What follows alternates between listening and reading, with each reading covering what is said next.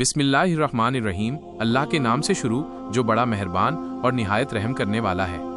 एक बार की बात है, गौसे आजम के नाम से मशहूर हजरत शेख अब्दुल कादिर जिलानी रहमतुल्लाह अलैह एक दरिया नदी के किनारे तशरीफ ले गए।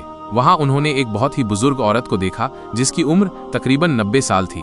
वो औरत नदी किनारे बैठी जोर जोर से रो रही थी। आपके एक मुरीद शिष्य ने अर्ज किया, हजूर, ये बेचारी बहुत दुखी है। इसका इकलौता जवान बेटा था जो हाल ही में शादी करके अपनी दुल्हन को कश्ती में बिठाकर घर ला रहा था, लेकिन अफसोस रास्ते में कश्ती पलट गई और दूल्हा दुल्हन सहित पूरी बारात दरिया में डूब गई। इस हादसे को आज पूरे 12 साल बीत चुके हैं, लेकिन माँ का दिल है, उसका गम अब तक कम नहीं हुआ।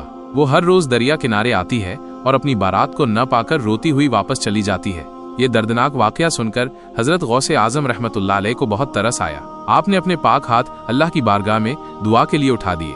कुछ समय तक कोई असर दिखाई नहीं दिया, ना कोई कश्ती नजर आई, ना कोई सवारी, ना ही कोई डूबा हुआ इंसान। तब आप बेकरारी से अल्लाह ताला की बारगाह में अर्ज करने लगे, ऐ मेरे मालिक, ये खामोशी किस वजह से है?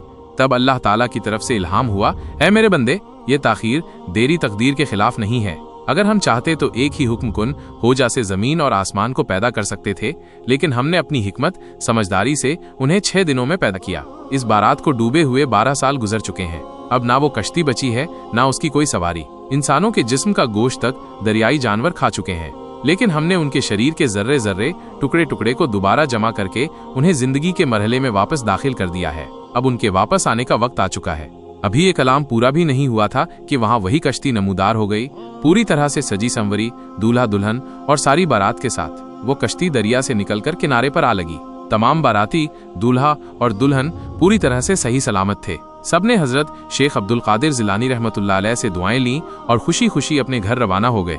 जब ये करामत लोगों तक पहुंची तो बहुत सारे गैर मुस्लिम कुफार आए और उन्होंने गौसे आजम रहमतुल्लाह अलैह के हाथ पर इस्लाम कबूल कर लिया।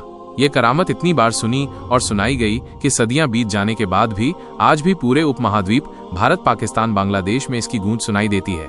दुआ, अल्लाह ताला से दुआ है कि वो गौसे पाक रहमतुल्लाह अलैह के दर्जात को बुलंद फरमाए और हमें औलिया किराम का अदब और सम्मान करने की तौफीक अता फरमाए और हमें उनके नक्शे कदम पर चलने की हिदायत दे। आमीन।